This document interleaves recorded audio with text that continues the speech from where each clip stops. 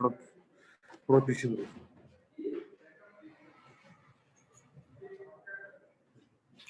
हाँ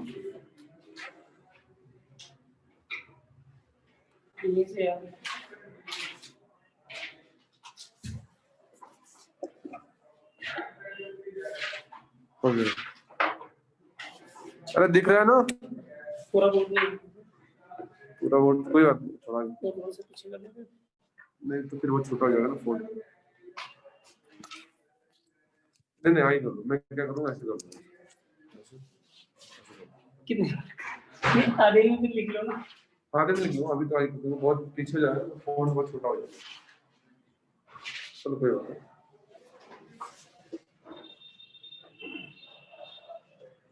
find the area, दो curve दे रखा है, ठीक है।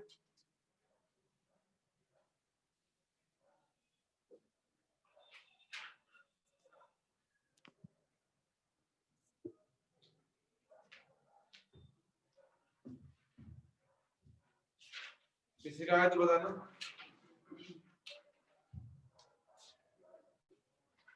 X square equal to 4y है। ग्राफ थोड़ा बहुत बनाते चलो, बनाना जरूरी है। हैंडीकैप हमेशा लोग से आते हैं। ये हो गया x square equal to 4y। दूसरा एक लाइन है x equal to 4y minus 2। तो वही x 0 करो y निकालेंगे, y 0 करो x निकालेंगे। y 0 करोगे तो x माइनस 2 आएगा। x माइनस 2 का यहाँ होगा, माइनस 2 का 0। सिमिलरली अगर x को 0 करोगे तो y हाफ आएगा, हाफ यहाँ पर होगा, यानी कुछ इस टाइप का आएगा यहाँ। तो ये ग्राफ जो हुआ, ये वाला पार्ट, ये हो गया अपना x equal to 4y minus 2। अब ये दो जगह इंटरसेक्ट कर रहे हैं, तो जो इनके बीच का एरिया आएगा वो ये वाला पार्ट आएगा। अभी देख लो भाई, x में निकालना है, y में निकालना है, तो थोड़ा x में निकालना आसान है। इन दोनों लाइन के बीच में कंप्लीट एरिया है, x एक्सिस के रिस्पेक्ट में निकाल। ऊपर कर्व, ये वाला curve x equal to this, x equal to this, ठीक है। पहला हम पॉइंट ऑफ इंटरसेक्शन लेंगे by equating both the curve. दोनों से 4y की वैल्यू निकाल के इक्वल कर दो, तो यहां से x में इक्वेशन आ जाएगा। क्या आ रहा है, आया किसी का आंसर? क्या बोलो, क्या आ रहा है? पॉइंट ऑफ इंटरसेक्शन क्या आ रहा है?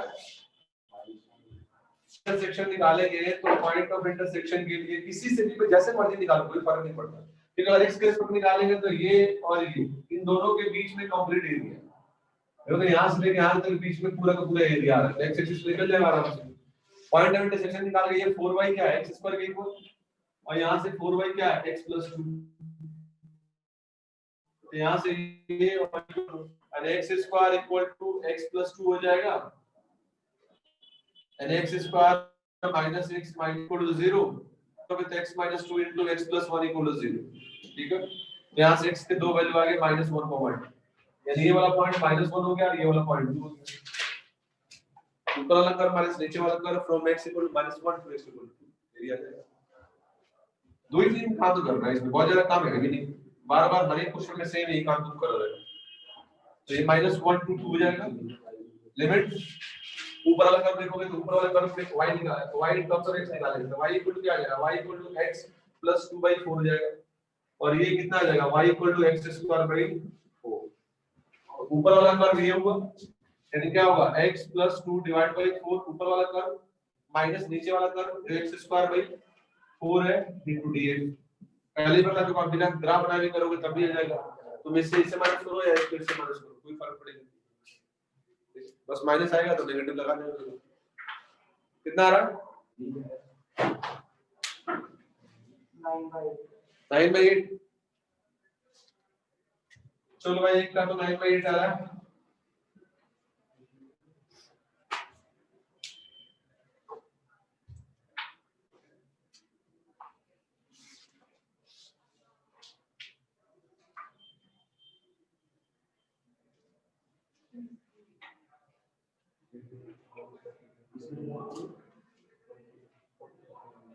x y terms of x नहीं है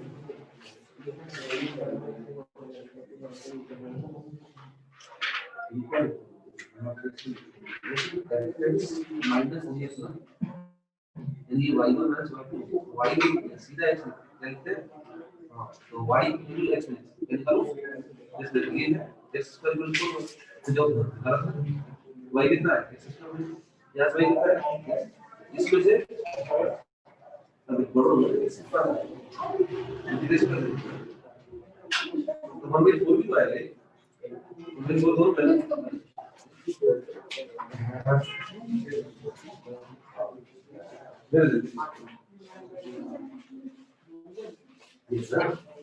रूट से नीचे है ना वो धीरे धीरे ऊपर नहीं याद ना क्यों y है यार x की वैल्यू तो y में डाल दो जैसे हमें क्या है y की वैल्यू में डाल दो हमें ये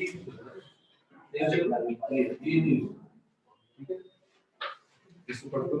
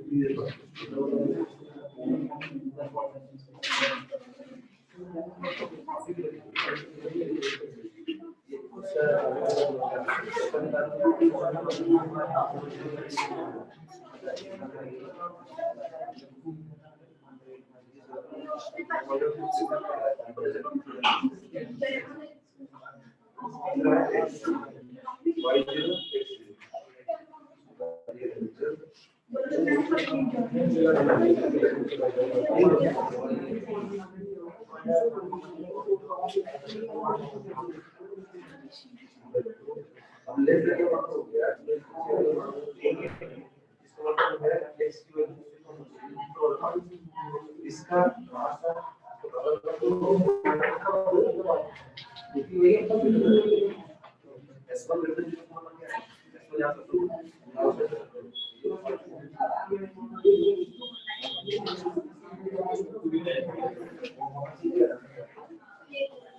हाँ हो रहा है बेटा अब इंटीग्रेट करो x ओमेगा को सबसे बाहर निकाल दो x का इंटीग्रेशन x स्क्वायर में 2 का इंटीग्रेशन 2x इसको बाहर रखना है 2 x स्क्वायर में इंटीग्रेशन x बराबर है बस लिमिट डालो चलिए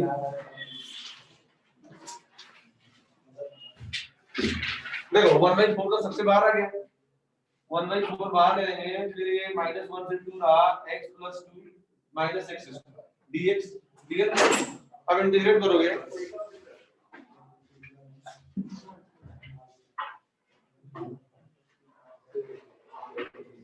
इंटीग्रेट करेंगे तो 1/4 तो सबसे बाहर ऑलरेडी है x का इंटीग्रेशन x² 2 का इंटीग्रेशन 2x और x² का इंटीग्रेशन x³ 3 लिमिट क्या है -1 से 2 अप्लाई करो इंटीग्रेशन निकाल के हमने क्या करा लिमिट अप्लाई कर दिया हो गया अब लिमिट अप्लाई करो 1/4 सबसे कॉमन है अपर लिमिट है 2x² 2 प्लस 2 into 2 minus 2³ 3 ये अपर लिमिट हो गया minus lower limit minus lower limit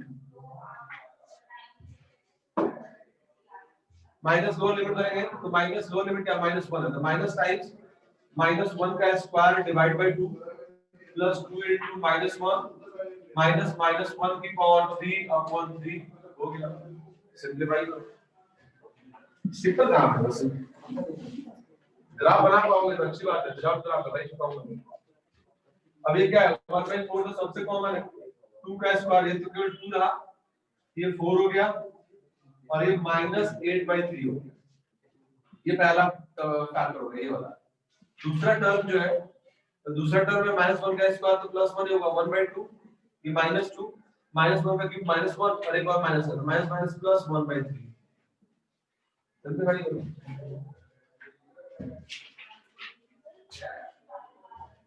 ये तो सिंपल कैलकुलेशन है जो चीज कैलकुलेशन करते चले जाओ अपने आप आंसर आ जाएगा इसमें बहुत कुछ करना नहीं है 1/4 अभी देखो ना 4 6 हो गया -8/3 उधर माइनस मल्टीप्लाई करोगे तो -½ + 2 -1/3 एलसीएम लो अपने आप सोल्व होगा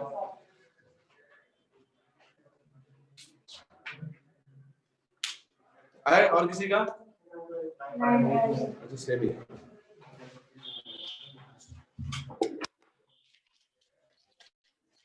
चलो 9/8 है।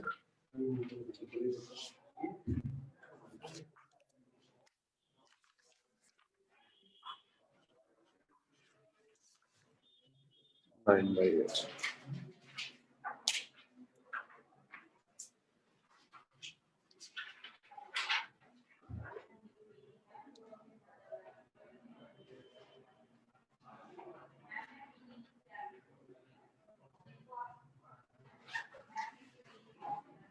आगे नेक्स्ट बोलो।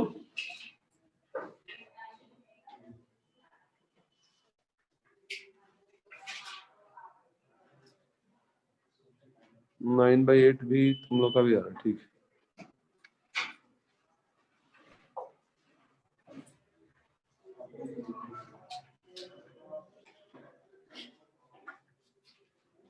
चलो next question, find the area. देख लो जिसका नहीं आया 9/8 लिख लो, थोड़ा स्पेस छोड़ देना, कर लेना। Find the area enclosed by the curve. Find the area enclosed by the curve y equal to e की power 2x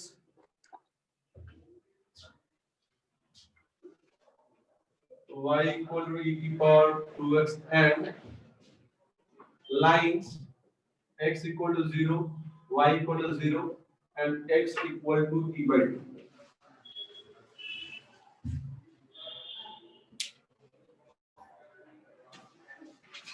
x equal to e by 2. अब देखो ये ग्राफ मैंने कल ही बताया था, अगर तुम्हें याद हो, a की पावर x वाला।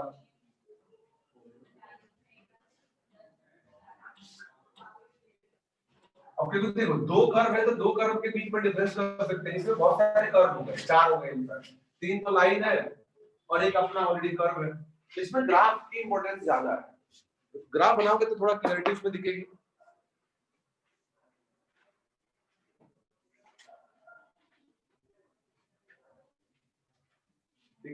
अब देखो इस e की पावर इस मैंने लास्ट क्लास में बताया था, तुम्हें याद हो, एक्सपोनेंशियल फंक्शन है और e बेस 1 से बड़ा है, लेकिन वहां बताया नहीं था। तो ये वाला पार्ट हो गया, ये हो गया y इक्वल टू e की पावर 2x, ठीक है, पहला लाइन। आगे देखो लाइन है x equal to 0, x equal to 0 का मतलब क्या होता है? x इक्वल टू 0 का मतलब क्या होता है? तो ये वाली लाइन हो गई, ये हो गया x इक्वल टू 0।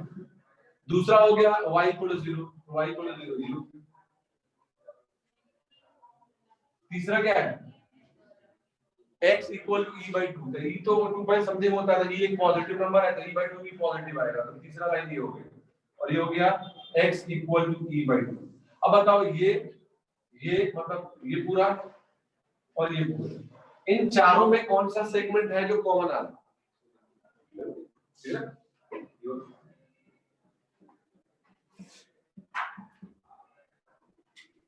हो गया। तो दिख गया कौन सा एरिया निकालना है। अब देखो ये एरिया है किस एक्सिस के साथ में?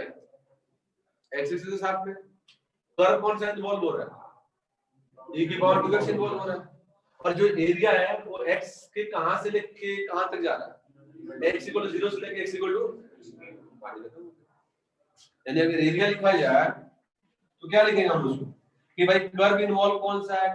e की पावर 2x किस एक्सिस के साथ? 2dx के साथ। और x के कहां से लेके कहां तक है? तो x के 0 के लेंथ के एक को x का वैल्यू e by 2 तक है, तो 0 से लेके क्या हो जाएगा e by 2 आगे। अब देखो ये तो ऑटोमेटिकली ये फर्स्ट क्लास का ही क्वेश्चन हो गया, बस उसने लंबा चौड़ा बना दिया है बहुत छोटा। तो ग्राफ से थोड़ी सी क्लैरिटी दिखती है, विजिबल होता चाहिए कि भाई कैसे करना है और कौन सा सेगमेंट है जिसको निकालना है। अगर आपने सेगमेंट पिक कर लिया तो फिर तो लिख सकते हो आराम से,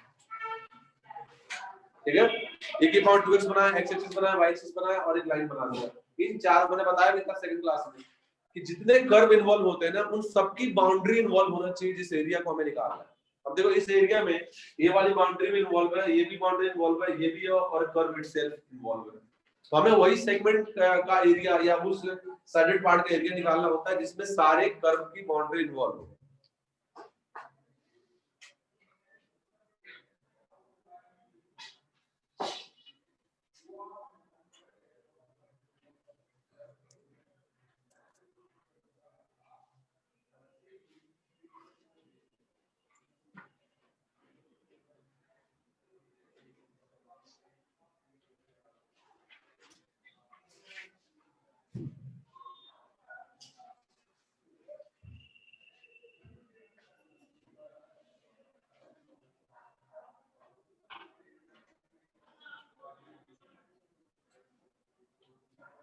हो गया ये तो बड़ा आसान है मतलब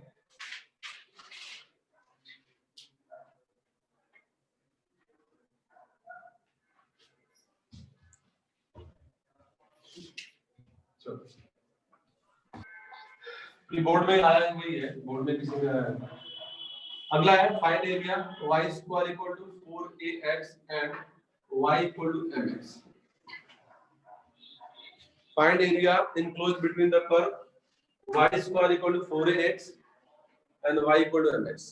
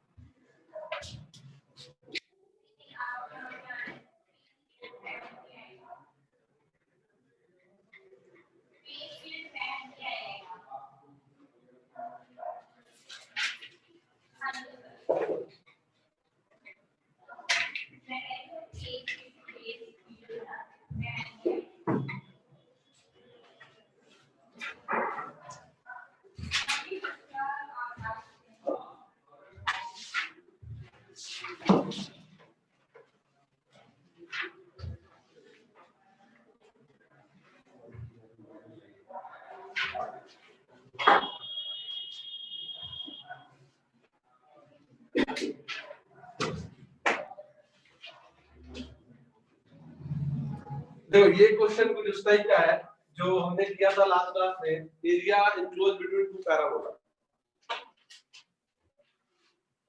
area enclosed between two parabola type का है इसमें देखो दोनों वेरिएबल है लाइन आसान होता है पैराबोला आसान होता तो कोई दिक्कत नहीं तो आराम से निकाल सकते थे लेकिन ये देखो इसमें a और m वेरिएबल है a और m कौन देखो a और m दे दिया तो उसने थोड़ा डिफिकल्टी लेवल बढ़ा दिया तो ये तो स्टैंडर्ड पैराबोला है y square equal to 4x उसमें कोई डाउट है नहीं भाई ये y square equal to 4x ठीक है दूसरा है y इक्वल टू mx तो y equal to mx is the line passing through origin यानी कुछ इस टाइप का है इनके बीच का कौन सा है एरिया है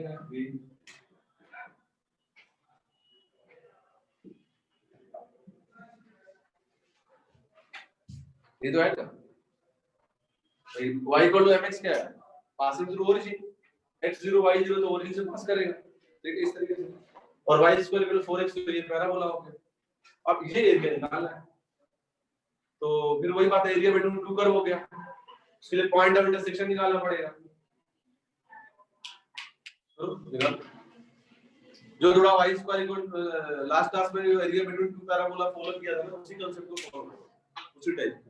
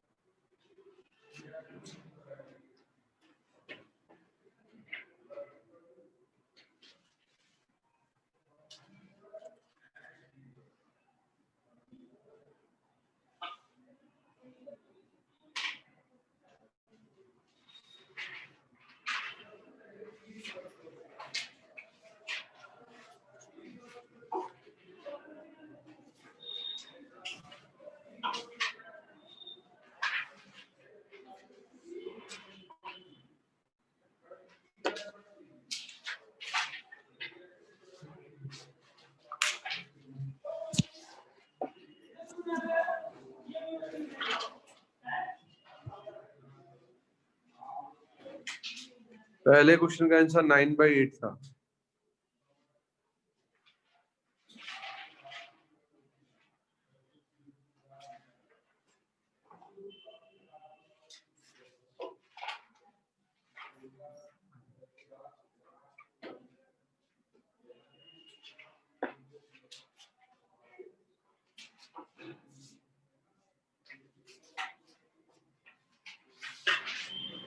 x निकाल लिया ना 0 है दूसरा ये है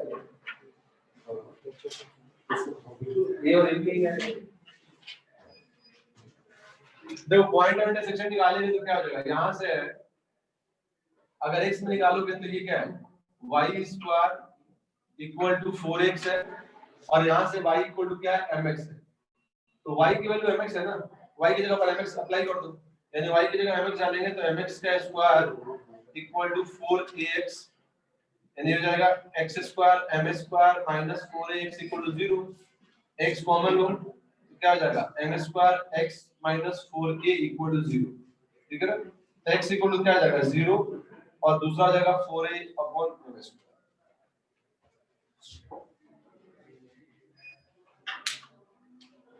हो गया, अब ये 0 हो गया और ये नंबर क्या हो जाएगा, अब इसको बोला था मैंने कि 4a बाई m स्क्वायर लिखो या सीधा k लिख दो, लास्ट में k की वैल्यू डाल देंगे, ठीक है। अब तो हो तो गया, ऊपर वाला कर्व माइनस नीचे वाला curve from x equal to 0 to x equal to k, where k क्या है 4a बाई m स्क्वायर।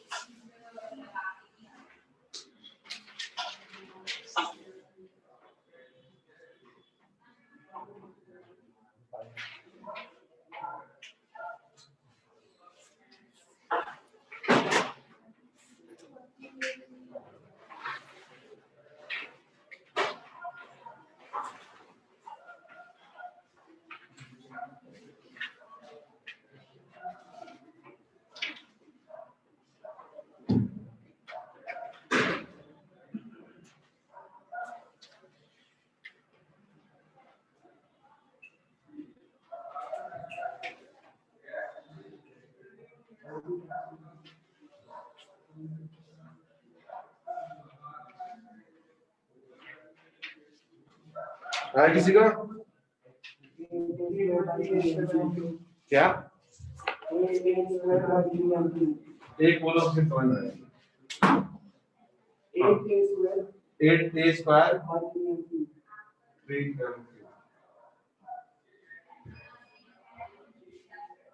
यानी एरिया लिखे अगर हम लोग तो क्या होगा, ऊपर वाला में देखोगे तो क्या है, ये है y equal to root 4ax, इसको ऐसे भी ले सकते हो रूट 4a को अलग कर लो रूट x को अलग कर लो, अब ये क्या हो जाएगा रूट 4 का मतलब 2 root a into root x, constant था इसको बाहर कर दिया, वो y equal to already mx है, तो ऊपर वाला कर्व क्या हो जाएगा, ऊपर वाला कर्व हो जाएगा 2 root a into root x minus नीचे वाला curve mx dx x equal to 0 to k, बाद में k की वैल्यू डाल दें,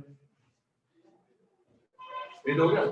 ऊपर वाला कर्व क्या हो जाएगा y in terms of x निकाल दिया, ठीक है, और ये y equal to already mx सही हो गया आपको।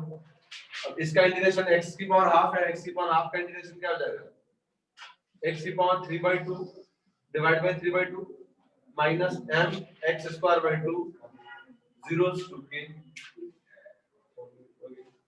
ये ऊपर जाए क्या बन जाएगा, ये बन जाएगा 4 रूट a बाई 3 x की power 3/2 minus m by 2 x square 0 से k, अब k डाल दो, k अप्लाई करेंगे तो k क्या आएगा भाई 4 root a by 3 into k की power 3/2 minus m by 2 into k square, k जो तुम्हारी वैल्यू है उसको अप्लाई करो, k कितना निकाला हमने, k हमने निकाला 4a बाई m स्क्वायर, अब k की जगह पर 4a बाई m स्क्वायर डाल दें,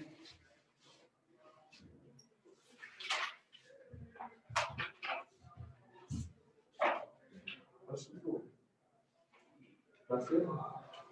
थोड़ी सी सीधी है बीच में देखिए फर्स्ट क्लास किया है ये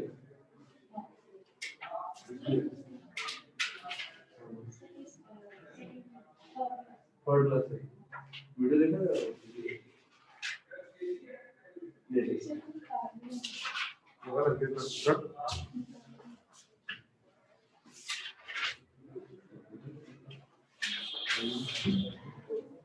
नहीं आ रहा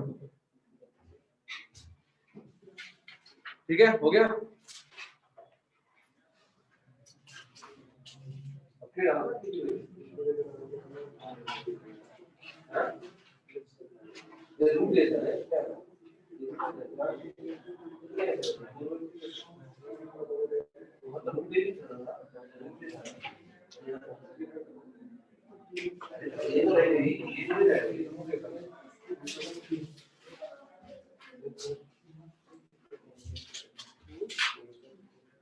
हो गया आगे सबका वो तो क्या वैल्यू सब्स्टिट्यूट करो वो तो क्या इसमें कुछ बचा थोड़ा ये k की पावर 3/2 का मतलब k into k की पावर या हाफ जो भी समझो इसका क्या मतलब हुआ इसका ये मतलब हुआ k into root k की पावर 3/2 का मतलब k into root k तो ये है 4√a/3 k अपना क्या है 4a/m² रूट के मतलब क्या जाएगा रूट निकाल दो 4a/m² या 2√a/m हो जाएगा माइनस k स्क्वायर ऑलरेडी है इसके कर लो यही आ जाएगा ठीक है आ जाएगा ना सिंपली वो कैलकुलेशन कर लो अब एक इसका एरिया के लास्ट पार्ट बचा हुआ है लास्ट पार्ट जो है मेंस में इसकी थोड़ी फ्रीक्वेंसी कम है इस टाइप के क्वेश्चंस आते हैं कम आते हैं एडवांस में इसका ज्यादा है एडवांस में इस तरह के क्वेश्चंस आते रहते हैं जो अभी मैं करवाने जा रहा हूं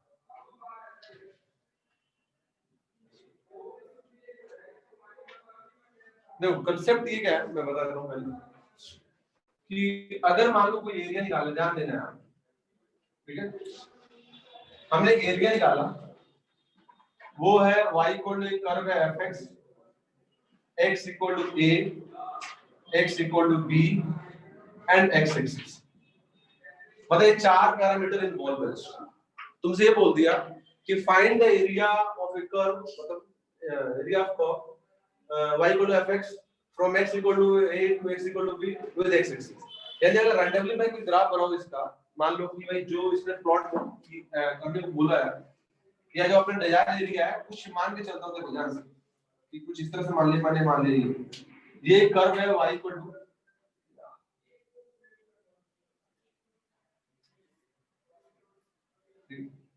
ये हो गया अपना a मतलब x इक्वल टू a ये हो गया x इक्वल टू b ठीक है और ये अपना y इक्वल टू fx तो है ही और x एक्सिस देखो ये आएगा अगर मान लिया सपोज करो कि रैंडमली वो ग्राफ ये है जिसकी वो बात कर रहा है यानी y इक्वल टू fx को मैंने ये प्लॉट कर लिया ग्राफ ठीक है x equal to s x equal to b में ये आ गया और x एक्सिस के ऊपर है तो ये वाला पार्ट है आएगा ठीक है एक और सुन कि जब हमने फंक्शन पढ़ा था तो फंक्शन में एक कांसेप्ट मैंने बताया था कि function and it's inverse function and उसके इनवर्स फंक्शन के बीच में एक रिलेशन होता है क्या होता है फंक्शन ग्राफिकल एक रिलेशन होता है फंक्शन एंड इट्स इनवर्स कुछ याद है y इक्वल टू बिल्कुल वेरी गुड बहुत बढ़िया यही है कि भाई ग्राफिकल एक डेफिनेशन होता है इनवर्स फंक्शन का एक ग्राफिकल डेफिनेशन होता है कि the mirror image of any curve with respect to y equal to x line मान ले कोई अपना ये कर्व ठीक है ना y equal to x sorry y equal to f ये अपना लाइन है y equal to x तो किसी भी ग्राफ का अगर y equal to x line का लोग इमेज निकालोगे तो जो नया इमेज आएगा इमेज का मतलब क्या होगा मान लीजिए मिरर है ठीक है ऐसे कुछ मिरर ठीक है यहाँ पर कोई मिरर रख दिया हमने अब यहाँ पर मिरर रख दिया और एक ग्राफ है तो इस ग्राफ का अगर मिरर के अबाउट इमेज लेंगे हम लोग, तो जो नया इमेज आएगा इसका वो कुछ इस टाइप का आएगा, ऐसे कुछ बनेगा, मिरर है ना, तो जितना उसका ऑब्जेक्ट पीछे होगा उतना ही उसका इमेज ऊपर होगा, मिरर है तो ठीक है, प्लेन मिरर है, तो ये y इक्वल टू fx है, तो ये क्या हो जाएगा y equal to f inverse है, ठीक है।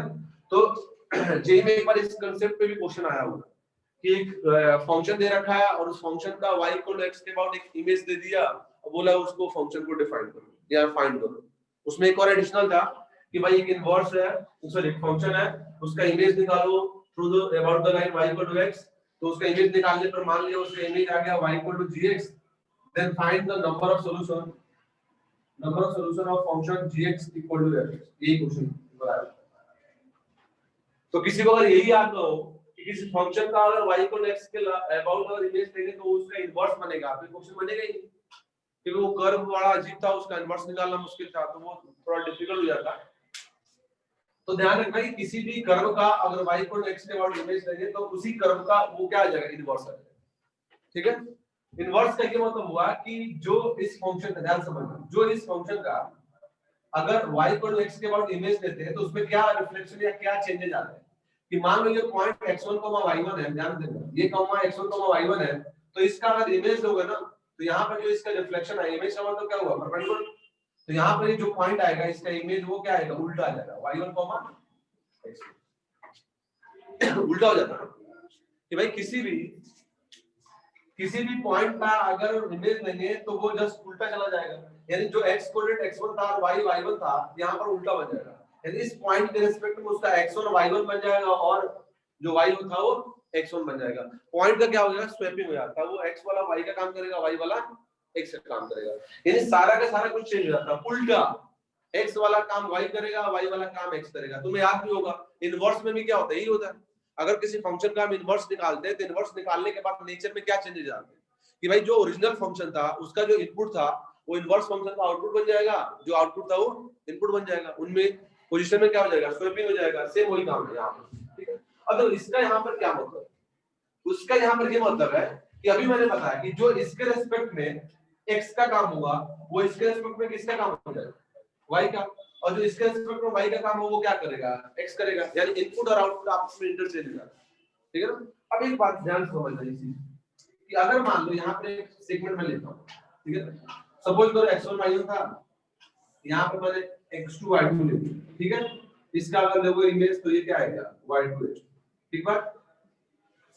अब एक बात बताओ, ये मैंने एक साइडेड बना दिया, तो ये अपना x1 x2 था, ये अपना x1 था, ठीक है, ये x एक्सिस के रिस्पेक्ट में था, इसको मैंने इधर कर दिया, ये अपना y1 था, ये अपना y2 था, ये इधर आ गया, इन दोनों के बीच में क्या रिलेशन होगा, सेम होगा, इधर ही है ना, सेम होगा, तो जो वैल्यू ये आएगा वही एग्जैक्ट वैल्यू क्या आएगा, दोनों में सेम आएगा। क्यों सेम आएगा, क्योंकि दोनों फंक्शन का नेचर ही क्या है, जो इसका नेचर x एक्सिस के रिस्पेक्ट में, सेम इसका नेचर y एक्सिस के रिस्पेक्ट में, तो जो x2 से x1 तक इसका निकालोगे एरिया, इसका y2 से y1 तक निकालेंगे इस ग्राफ के रिस्पेक्ट में, तो दोनों का एरिया क्या आएगा, सेम। क्यों सेम आएगा, क्योंकि भाई y इक्वल x के अबाउट उनका क्या है, मिरर इमेज है, तो जो ये इसके एक्सिस के साथ काम करेंगे वो उस एक्सिस के साथ काम करेगा, दोनों का रिलेशन सेम टाइप का है। तो ये वही है कि अगर मान लो किसी फंक्शन का, सेम वही कांसेप्ट मैंने लिखा है, अगर मैं इस नंबर को मान a और b कर दूं कि अगर ये एरिया तुम निकालते हो और दूसरा अगर एरिया निकालते हो आप,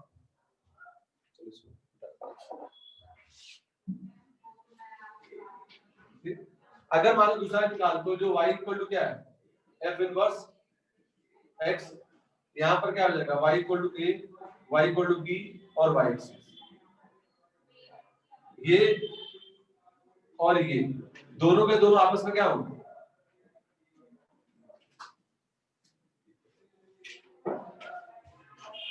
दोनों क्या हो जाएगा, जो इसका रिलेशन इसके साथ है वही उसका रिलेशन उसके साथ है, इनवर्स में स्वैपिंग हो जाती है चीजों का, आपस में मतलब होती है। बस कांसेप्ट क्या है, कांसेप्ट यही है कि किसी भी फंक्शन का अगर इनवर्स लेते हैं तो इनवर्स लेने का ये मतलब हो गया कि फंक्शन का क्या, फंक्शन का ओरिजिनल फंक्शन का जो x एक्सिस के रिस्पेक्ट में रिलेशन होगा वही उसके इनवर्स फंक्शन का किसके रिस्पेक्ट में होगा, लिख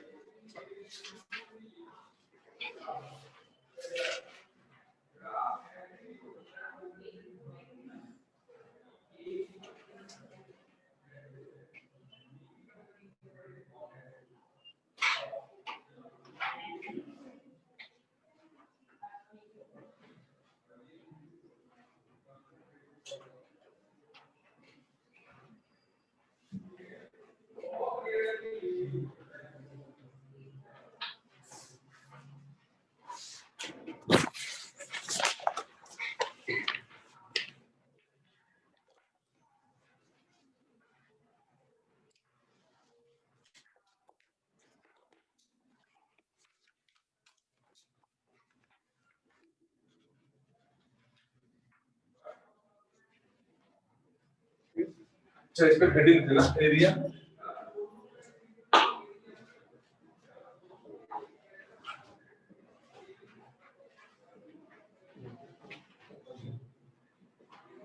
अंडर द इमेज ऑफ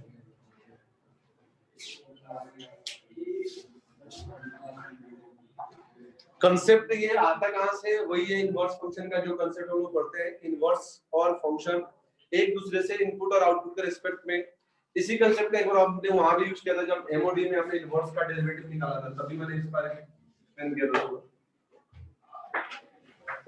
चलो क्वेश्चन लिखो फिर उससे थोड़ा और क्लैरिटी आएगी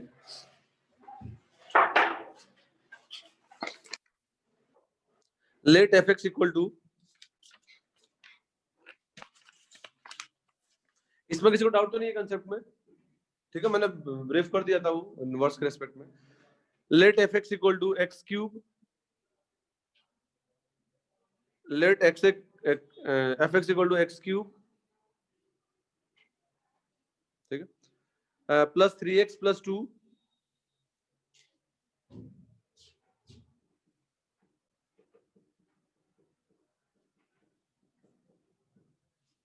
and g of x is inverse of function fx then find the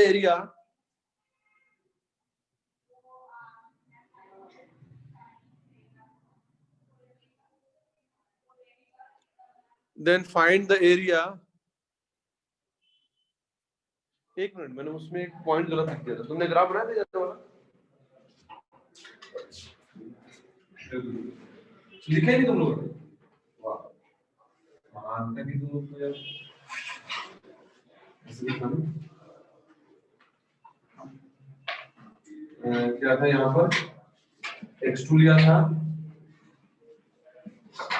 उसके ये पॉइंट क्या होना था x2, y2 x2, y2 था ये वाला x1, y1 था इसका रिफ्लेक्शन ये इसका रिफ्लेक्शन ये क्या लेना हमने हाँ ये हो जाएगा अपना y2, x2 और ये था अपना y1, x2 ठीक है इसमें हमने ये बनाया था और इधर हमने ये बनाया ठीक है ना बनाया तो यार बनाते नहीं तो कैसे काम चलेगा अभी समझ में आ गया 2 दिन बाद भूल जाओगे ये है y2, x2 और x1 है ये कितना होगा ये पॉइंट कितना होगा हाँ यहाँ पर कौन सा पॉइंट होगा चलो यार ऐसे थोड़ी यार भाई ये तो y कोऑर्डिनेट है ना तो y2 जो पहला पॉइंट तो x का होता है दूसरा पॉइंट y का है ना हमने पॉइंट अगर y2, x2 लिया ये थोड़ा y का मतलब y कोऑर्डिनेट हो गया ये तो पोजीशन है ना यार 2, 4 है मान लो ये पॉइंट 2, 4 है तो अगर ये पॉइंट 2, 4 है तो ये क्या 4, 2 होगा ना तो अगर ये पॉइंट x2, y2 था तो ये पॉइंट y2, x1 होगा ना तो y बात ये तो x कोऑर्डिनेट हो गया ना इस पॉइंट का y कोऑर्डिनेट कौन सा होगा, x2 होगा ना, तो x2 होगा, और ये क्या x1 होगा, ठीक है ना। यहाँ पर तुम्हें दिखा नहीं कि भाई यहाँ पर x a था तो यहाँ पर y a हो गया, यहाँ पर x b है तो y b हो गया, ये थोड़ा कि यहाँ पर a था तो कुछ और आ गया b था, दोनों सेम होने चाहिए ना। ये एक एरिया कौन सा हुआ, ये एरिया हो गया, इसको अगर लिखना चाहे हम लोग क्या लिखेंगे, ये सेम यही चीज लिखा होगा, देखोगे तो ये लिखा होगा, देखो y equal to fx, x axis x2 से x1 तक, तो देखो y equal to f inverse, y equal to x2 से x1 y एक्सिस। तो ये कोऑर्डिनेट जो है ना, कोऑर्डिनेट दोनों एज इट इज रिटेन रहते हैं, इसमें चेंज नहीं होता, ध्यान रखना है। वो शायद मैंने y2 लिख दिया था पहले, ये बनाया करो ना, देखो ये सब चीजें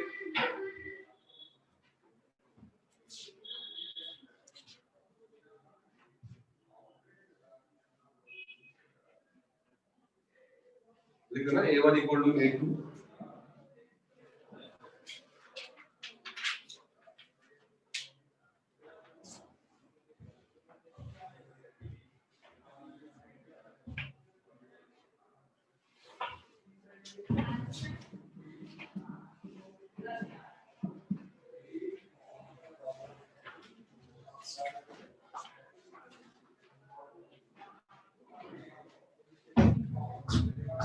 मतलब मेरा ये कहने का मतलब हुआ कि इस कर्व का इसके साथ जो रिलेशन होगा वो इस कर्व का इसके साथ रिलेशन होगा। दूसरी बात एक और समझो, इस कर्व का इसके साथ जो रिलेशन होगा वो इस कर्व का इसके साथ रिलेशन होगा, यानी रिलेशन का अदला बदली होता है, उनको आपस में इंटरचेंज कर दो, बस हमें यही करना है। अगर मान लो यहाँ मैं उल्टा लिखूं कि मान लो तुम्हें लिखता हूँ कि y इक्वल टू fx ये कुछ लिया या y एक्सिस लिख दिया, तो जो यहाँ पर है ना उसका जस्ट रिवर्स यहाँ पर, रिवर्स का मतलब y को x से क्या करना है, रिप्लेस करना है, और कुछ नहीं करना। x से वगैरह कुछ नहीं मतलब है, बस उस टर्म को उससे रिप्लेस कर दो जो हमें लेके आना, ठीक है। तो find area bounded by gx x axis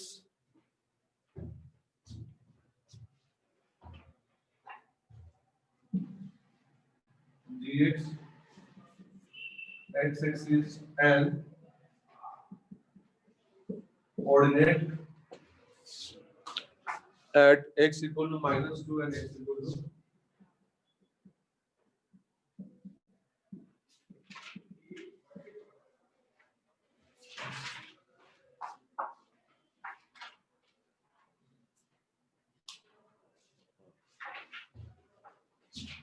ये थोड़े अच्छे क्वेश्चंस होते हैं, इसमें बहुत सारे कंसेप्ट इन्वॉल्व होता है, तो और इसमें ग्राफ का रोल होता है, इसमें ग्राफ बनाना जरूरी है। देखो ये ग्राफ बनाना मैंने सिखाया कहां पर, एओडी जो एप्लीकेशन ऑफ डेरिवेटिव मैंने पढ़ाया था मैक्सिमम मिनिमम, वहीं पर मैंने ग्राफ बनाना सिखाया था। नेचर ऑफ जब मोनोटोनिसिटी बताया था तो बताया था उसका डेरिवेटिव के अकॉर्डिंग हम बता सकते हैं कि फंक्शन का नेचर कैसा होगा। सिंपली क्यूबिक तो मैंने बहुत कराया था, वहां पर x into e की पावर -2x का भी ग्राफ बनवाया था। तो देखो ग्राफ जनरली बनाने के लिए एओडी की हेल्प लेते हैं। एओडी का हेल्प लेने का मतलब क्या हो गया कि फंक्शन को डिफरेंशिएट किया, डिफरेंशिएट करोगे तो 3x² + 3 कॉमन लिया, x² + 1 और ये ग्रेटर देन 0। फंक्शन का अगर डेरिवेटिव पॉजिटिव है तो उसे फंक्शन के नेचर में क्या कंक्लूजन हम ड्रॉ कर सकते हैं, monotonically increasing function. Since f of x is strictly greater than 0, hence f of x is strictly increasing function. ये सब चीजें आना चाहिए, मतलब बेसिक से, ऐसा नहीं कि बहुत बड़ा कंसेप्ट है, बहुत लंबा कंसेप्ट, ऐसा नहीं है, बेसिक से। और ये मैंने कराया था, पूरा ग्राफ बनवाया था वहां पर भी। तो फंक्शन का स्ट्रिक्टली इंक्रीजिंग हो गया, ये हमें पता चल गया। अगर मान लो फंक्शन को बनाना हो, चलो इंक्रीजिंग तो पता चल गया, क्यूबिक है तो कुछ इस तरीके से बनेगा। तो बनाओगे तो x अगर 0 डालेंगे तो x इक्वल टू 0 पे y का वैल्यू क्या आएगा 2, तो ये कुछ इस तरीके से ग्राफ बनेगा।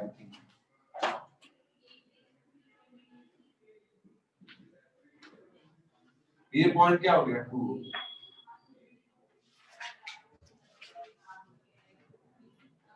इस ग्राफ में x को 0 डालोगे तो y का वैल्यू 2 ही तो आएगा। फंक्शन इंक्रीजिंग है तो x क्यूब का नेचर ही ऐसे बना दिया।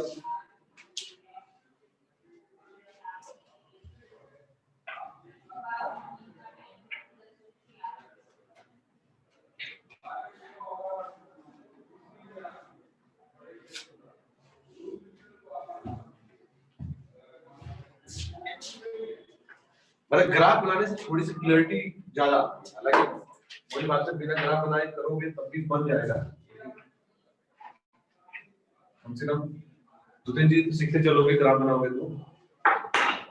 अब देखो मैं निकालना क्या, देखो मैं उसको लिख देता हूँ, हमें क्या निकालना है और उसको कन्वर्ट कैसे करें। अब एक बात समझो यहाँ पे कि ये कंसेप्ट जो हम लोग कर रहे हैं उसकी जरूरत क्यों पड़ रही है। क्या भाई फंक्शन दिया है, जो हमें एरिया निकालना है वो जी क्या है, इसका इनवर्स है। तो अगर मान लो किसी तरीके से जी निकाल दिया हमने, तो जी निकल गया, एक्स एक्स दिया है और ये दे रखा है, तो आराम से निकाल सकते हैं। जी निकालना पड़ेगा, लेकिन अब देखो जी निकालने के लिए फंक्शन ये जो है इसका इनवर्स निकालना पड़ेगा। इसका इनवर्स निकलेगा? नहीं निकलेगा। इनवर्स कैसे निकालते हैं याद है? किसी फंक्शन का इनवर्स कैसे कैलकुलेट करते हैं भाई, ये फंक्शन है तो इनवर्स कैसे निकालते हैं? पहला स्टेप क्या होता है, find x in terms of y, यानी दैट इज क्या हो जाएगा x इक्वल टू gy। अभी क्या है, y in terms of x दे रखा है। इनवर्स का पहला मतलब ये होता है कि x की वैल्यू y के रेस्पेक्ट में निकालो। अब क्यूबिक है तो x y में निकलेगा ही नहीं।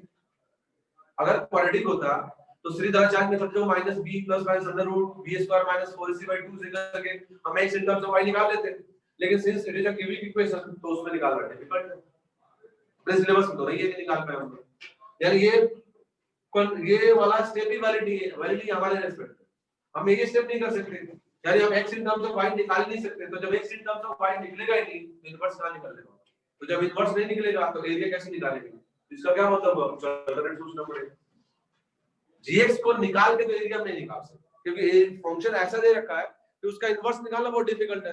तो अगर हम इनवर्स नहीं निकाल सकते तो एरिया कैसे आएगा? मतलब इस कांसेप्ट से तो नहीं निकलेगा, फिर अल्टरनेट सोचना पड़ेगा। वही अल्टरनेट अपना जो अभी मैंने निकाला।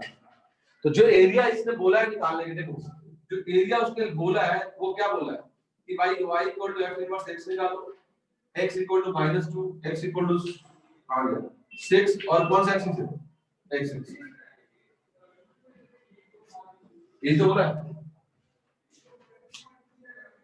gx को क्या बोला हमने भाई, gx लिखो या इनवर्स लिख सकते, दोनों तो सेम है। उसने बोला क्या है, g क्या है, g f का ही तो इनवर्स है। तो जो एरिया उसने बोला निकालने के लिए वो बोला है y equal to f inverse x, x equal to -2, x equal to 6 and x axis. अब सिर्फ ये हम निकाल नहीं सकते तो इसको हमें कन्वर्ट करना पड़ेगा। कन्वर्ट करेंगे तो इसको मिटा दो,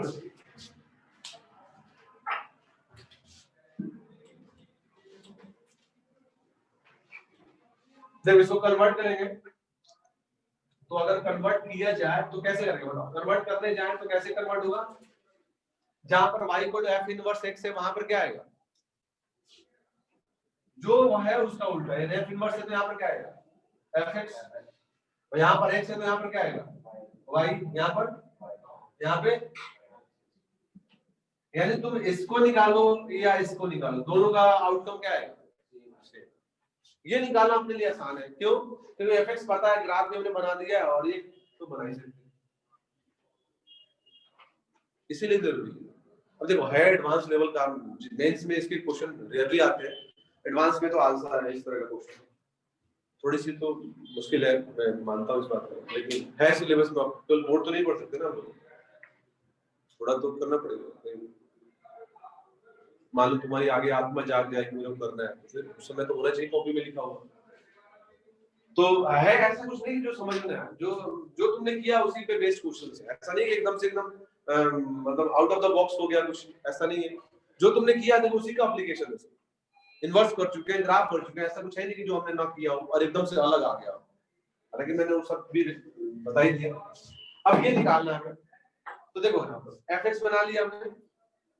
अब हमें दो लाइन चाहिए, कौन सा लाइन, y इक्वल टू -2। तो देखो ये लाइन होगा y इक्वल टू -2 नेगेटिव, दूसरा लाइन कौन सा, y इक्वल टू, तो ये 2 है तो यहाँ पे y इक्वल टू 6 आएगा।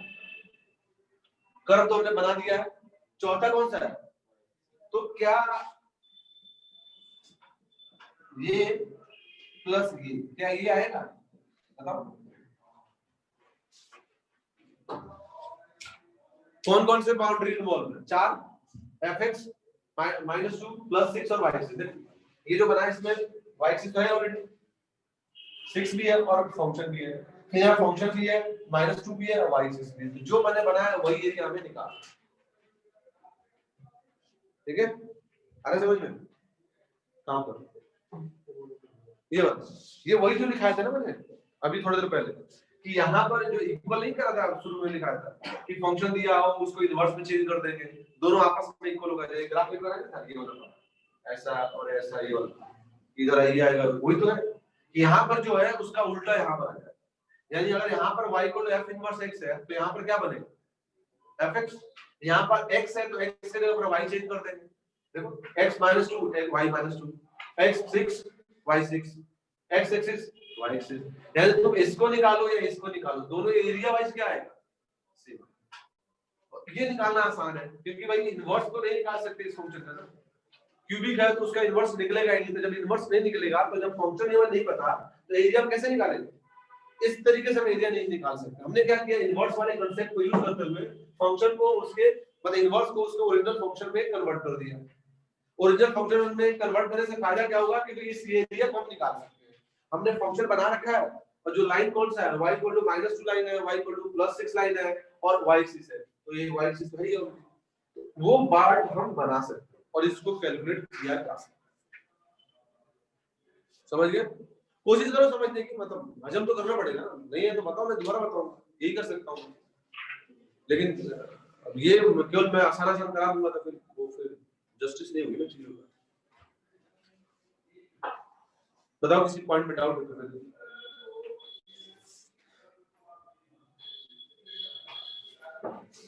इसमें इसी टाइप के क्वेश्चन आए जो आए भी है ना, वो क्यूबी वाले पार्ट का ही आया ज्यादातर, most of the question. Frequency भी उसकी इसमें मेंस में आता है, थोड़ी सी और लाइट कर देगा, वो इक्वेशन थोड़ा छोटा रखेगा, पॉइंट थोड़ा आसान रखेगा, ये कर सकते हैं।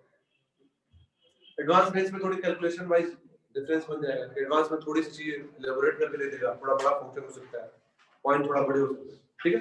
अब हमने बना लिया कि जो हमें कैलकुलेट करना है, अब हम कैलकुलेट कैसे करेंगे अब वो देखेंगे। अब मान लो ये एरिया निकालना है, ध्यान करो कैसे निकाल सकते हैं कि ये जो एरिया है, इस मान लो इस पूरे एरिया को A1 बोल देता हूं और इस पूरे को A2 बोल देता हूं, यानी हमें A1 और A2 निकालना है, बाकी दोनों को ऐड कर देंगे तो एरिया आ जाएगा। तो ध्यान करो A1 जो एरिया है ना, A1 एरिया ये कर्व और ये कर्व दोनों के बीच का है।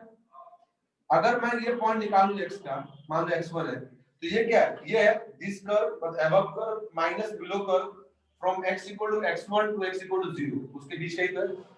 अगर मैं a1 लिखूं मैं तो a1 को क्या लिख सकता हूं, ऊपर वाला कर्व तो पता है, ऊपर वाला कर्व क्या है, x³ minus 3x sorry plus 3x minus plus 2 minus नीचे वाला कर्व क्या है, y इक्वल टू -2 यानी दोनों कर्व का डिफरेंस इनटू dx। लिमिट क्या होगा, लिमिट नीचे x1 होगा ऊपर 0 होगा। कर्व का ये कतई मत हमारे दिमाग में एक पिक्चर बैठा होगा, ये कर्व का मतलब दो कर्व के बीच का ये तो ऐसे होना चाहिए ना, ऐसे थोड़ा होना चाहिए सर, ऐसे और ऐसे थोड़ा, क्यों नहीं हो सकता? कर्व का मतलब स्ट्रेट लाइन नहीं हो सकता, कर्व तो जनरल टर्म है। तो उस केस में एक कर्व ये हो गया, दूसरा कर्व ये होगा, जरूर थोड़ा कर्व हमेशा इस तरह से ही होगा, तभी हम उसको कर्व रिप्रेजेंट करेंगे।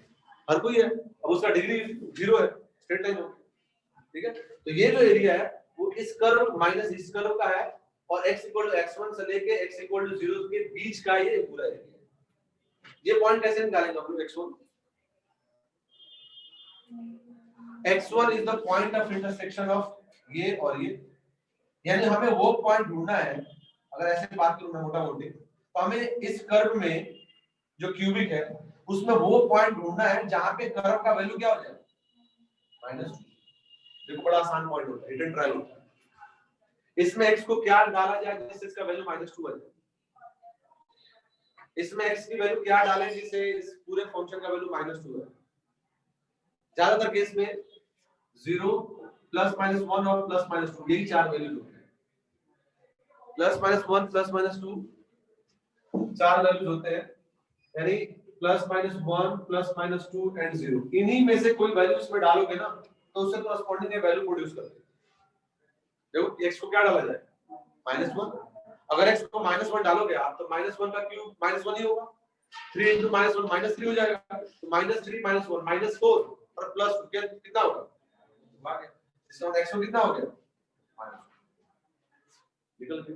मतलब बहुत रैंडम नहीं होता कि एकदम से चीजें आउट ऑफ मतलब निकल ही नहीं रहा है, पॉइंट ही नहीं निकल रहा है, वैसे नहीं आते। जो मैंने 5 पॉइंट लिखा इन्हीं में से कोई ना कोई, और खुदा ने खास्ते अगर किस्मत खराब रही तो -3 और बड़े नंबर जा सकते, क्योंकि बड़े नंबर जाते नहीं, कैलकुलेशन में भी बहुत टाइम लगता है। तो यही में से कोई ना कोई अलग जीरो नहीं आते, ये +-1 या +-2 में ही कोई नंबर सेटिस्फाई जीरो भी हो सकता है, मतलब मैंने बताया। तो x1 तो निकल गया अपना, यानी हमें ये कौन सा निकालना है, a1 जो हो गया -1 से 0 हो गया, समझ गए। सिमिलरली हम a2 एरिया देखते हैं, a2 में ऊपर कौन है, a2 देखो, a2 भी वही है, x इक्वल टू यहां से लेके x इक्वल टू यहां तक। अब ये पॉइंट देखो, ये पॉइंट कौन सा आएगा, सेम वही जैसे तुमने x1 निकाला ना, उसी तरीके से x2 निकल जाएगा। x2 ऐसे निकालेंगे, सर रिपीट करना। हां हां, इसको क्या करेंगे, इक्वल टू 6 कर देना भाई। इस ग्राफ का ये लाइन कौन सा है, y इक्वल टू 6, यानी इस पॉइंट पे इस ग्राफ का वैल्यू 6 है ना, तो हमें वो x निकालना है जिसपे इसका वैल्यू क्या हो जाए, 6 हो जाएगा। आ रहा है 1, देखो x 1 डालोगे, पहले हमेशा 1 और -1 डालते, फिर नहीं आया तो 2 और -2 डालो, तो 1 डालते ही 1 + 3 + 2 कितना आ गया, वो तो क्या है 1। यानी अगर x2 ढूंढा हमने तो वो कितना आ गया, 1 आ गया। a2 निकालोगे तो क्या आ जाएगा, 0 2 1, देखो x = 0, x = 0 के आगे x = 1 तक जा रहा है, ऊपर वाला कर्व माइनस नीचे वाला कर्व, ऊपर वाला कर्व कितना है 6 माइनस नीचे वाला कर्व कितना है, वही है x³ + 3x + 2 * d। अब इसको निकालो, दोनों को ऐड कर दो तो अपना फाइनल एरिया आ जाएगा।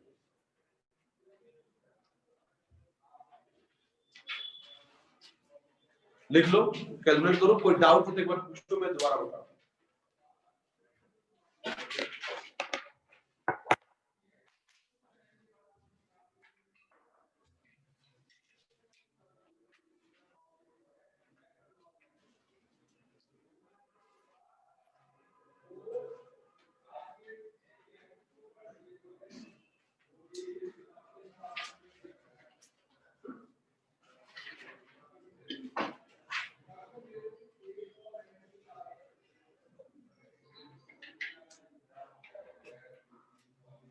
कोई डाउट हो तो बताओ, नहीं समझ में आया तुम भी पूछो, तभी बताऊंगा, समझना तो पड़ेगा, छोड़ नहीं सकते।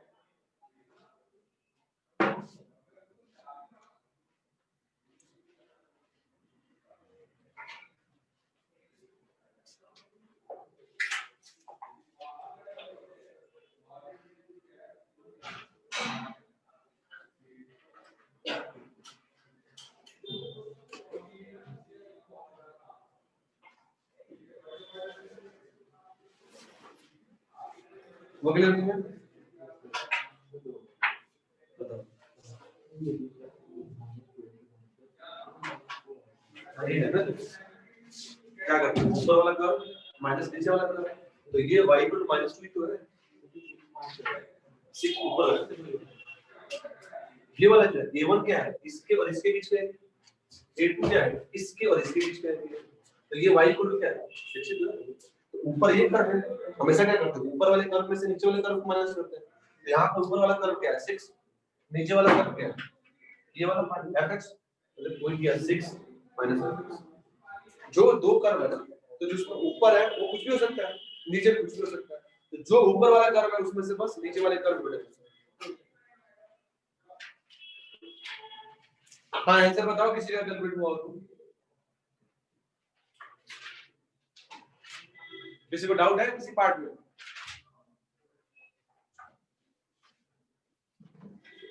आगे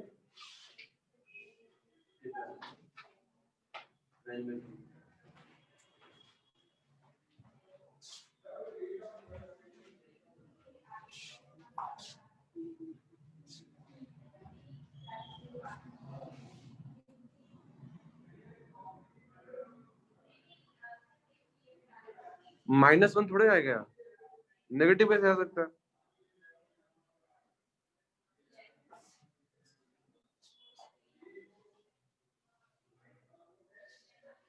अब जैसे है ना, देखो माइनस किया तो थोड़ा सिंपलीफाई कर लो, जैसे -2 +2 हो जाएगा, तो 2 + 2 4 हो जाएगा, यानी x³ + 3x + 4 का इंटीग्रेशन, वो तो सिंपलीफिकेशन का पार्ट है, वो तो कितना है 7 मिनट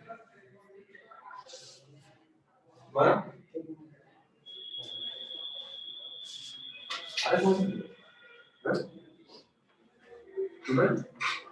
पक्का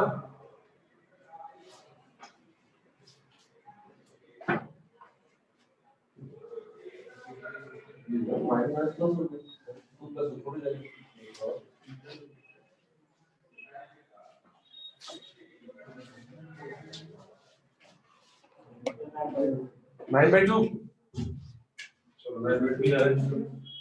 अब इसको करेगा तो क्या आएगा? तो भाई माइनस और माइनस माइनस माइनस प्लस 2 हो जाएगा। तो 2 + 2 4 हो गया। ये नहीं हो गया x³ + 3x + 4 का इंटीग्रेशन। लिमिट तो वही है -1 से 0।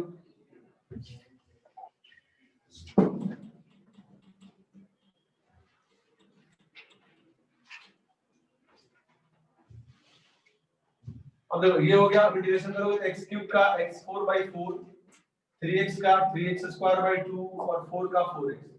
ये इंटीग्रेशन हो गया इसका। लिमिट -1 से 0। तो 0 डालेंगे तो 0 में से सारे 0 हो जाएगा। माइनस अपर लिमिट डालेंगे तो -1 की पावर 4/4 प्लस 3 -1 की पावर 2/2 प्लस 4 × -1। ये हो गया।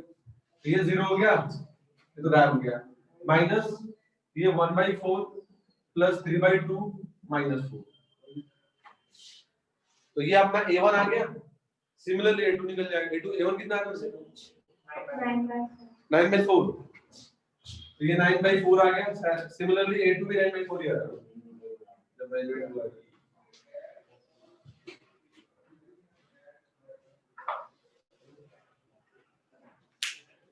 बताओ कोई डाउट किसी को?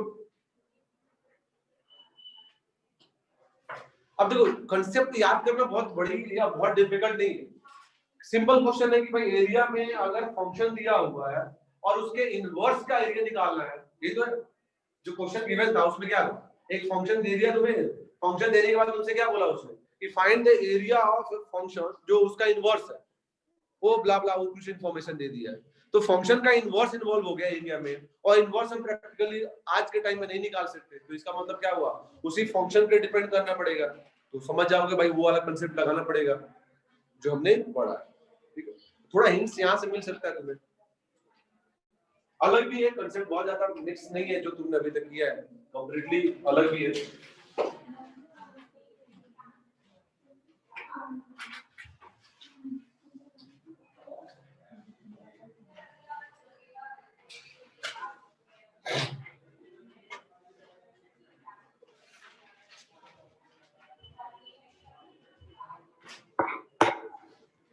कोई डाउट किसी को?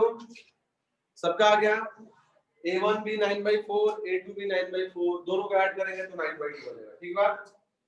एक इसी पे बेस्ड एक और क्वेश्चन करो। ठीक है, थोड़ा प्रैक्टिस हो जाएगा तुम लोग का। मैं डायरेक्ट फंक्शन बोलूं? मतलब क्वेश्चन सेम है, जो फॉर्मेट है क्वेश्चन का एग्जैक्टली सेम है, बस मैंने फंक्शन बोलना है। ठीक है, तुम्हें लिखना हो तो फॉर्मेट वही बना लेना। Let fx equal to x³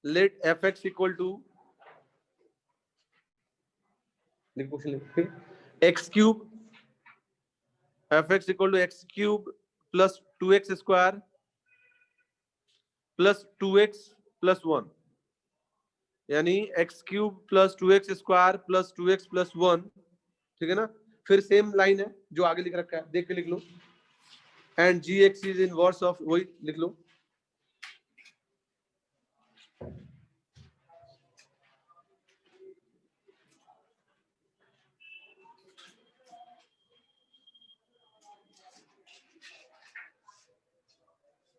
same line लिख लो, बस मैं एक्सिस चेंज कर बता देता हूँ कौन सा था।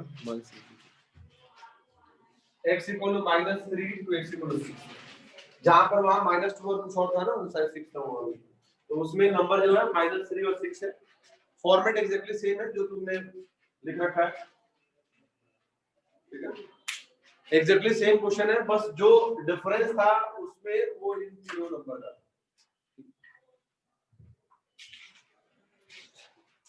5-7 मिनट का टाइम लो आराम से, बस आंसर सही निकालो। ठीक है,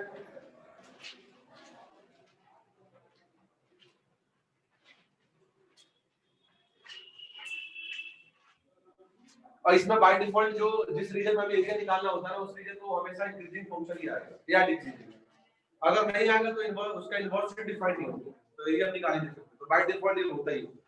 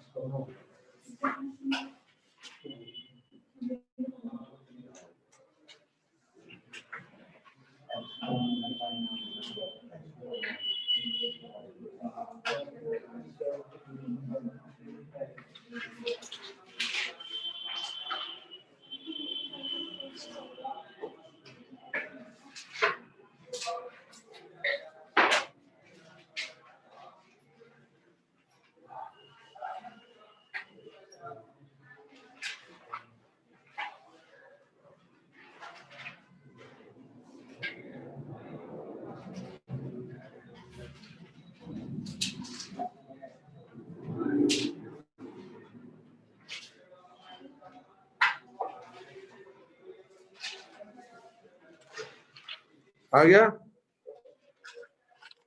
आ जाए तो बताना भैया।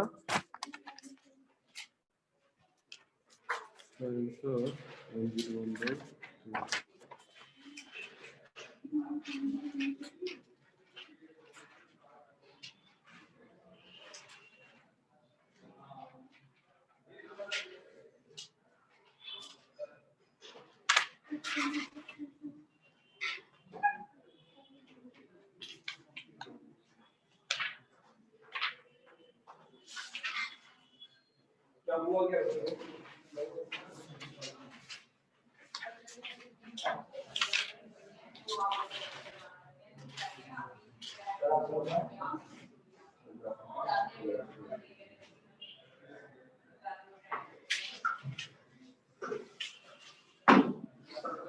आया, तुम बताओ। हाँ 89/12 आया तुम्हारा 43/4 और किसी का तुम लोग का नहीं है? नहीं है।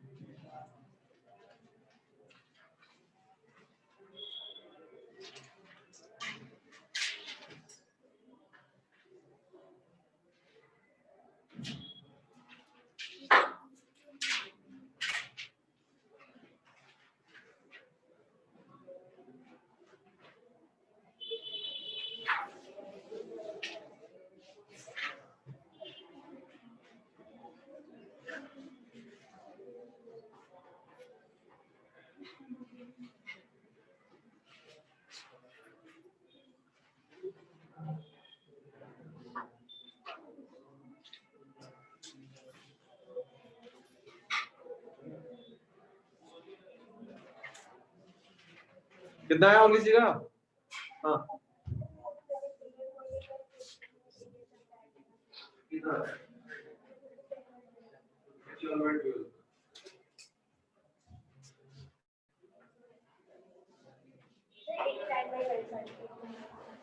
पक्का?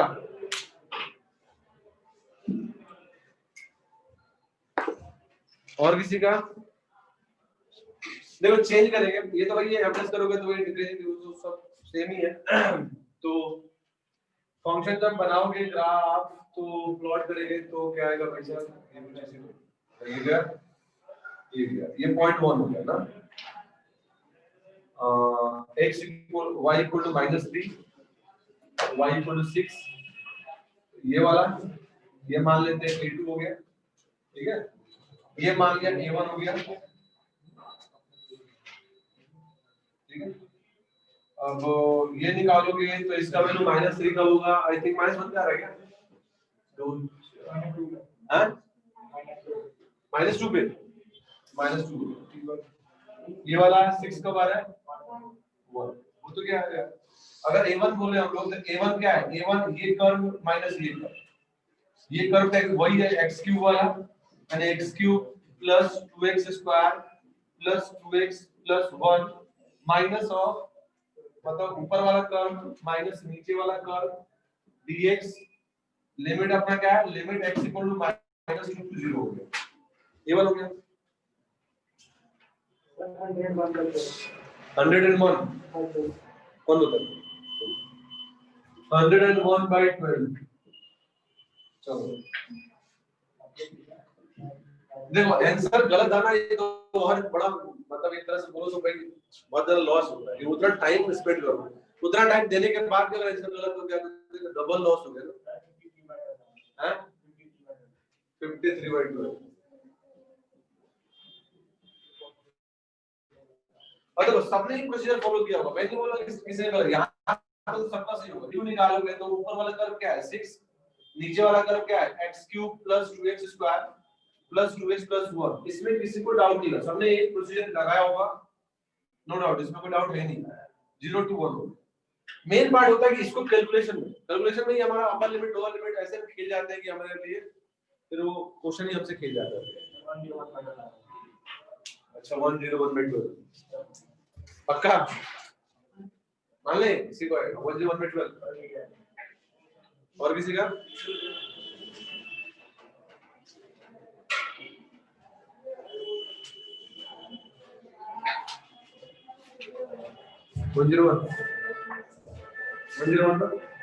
यही को बता रहा हूँ। डेफिनेट इंटीग्रेशन इसके बाद हमेशा ज्यादातर लोगों को आसानी लगता है, फॉर्मेट हो गया तो तुरंत इंटीग्रेट करो, वैल्यू डालो, आराम से आएगा। मेन डेफिनेट का यही पार्ट होता है, उसको कैलकुलेट करो। और इसीलिए मैं बार-बार ब्रैकेट डाल रहा हूँ कि अपर लिमिट को ब्रैकेट में लिखो माइनस लोअर लिमिट को ब्रैकेट में लिखो। एक आध लाइन हो सकता है तुम्हें ज्यादा लिखना पड़े लेकिन उसमें मिस्टेक्स के चांस कम हो। हम क्या एक दो स्टेप्स स्किप कर देते हैं, उस चक्कर में हमारा आंसर भी स्किप हो जाता है। तो चीजों का ध्यान रखो, थोड़ा लंबा हो जाए कोई दिक्कत नहीं है।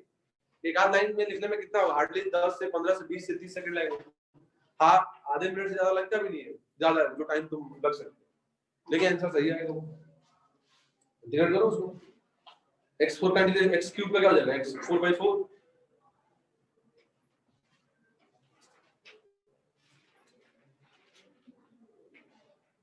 देखो क्यों अपने से करोगे ना तभी सीखोगे, गलतियां होती है कोई बात नहीं, गलती तो होंगे लेकिन करोगे तभी तो मिस्टेक्स को भी हम रिमूव कर सकते हैं। करोगे नहीं तो कहां से फिर उस पे एरर को फिर रेक्टिफाई करेंगे हम।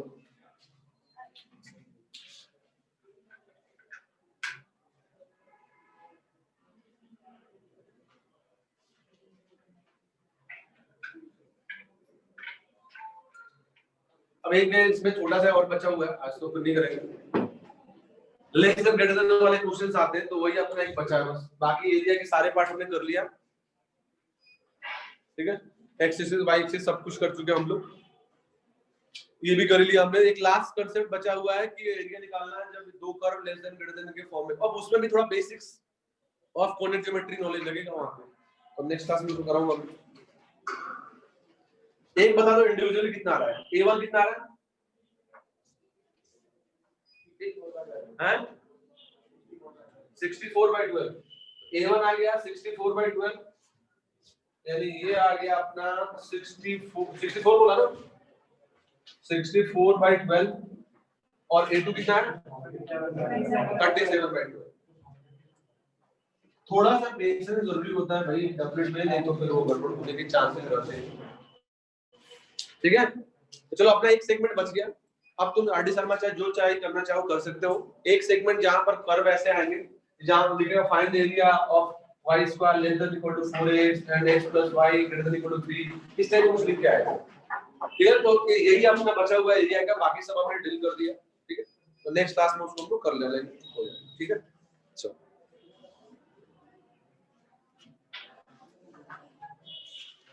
85/12 निकाला तुमने।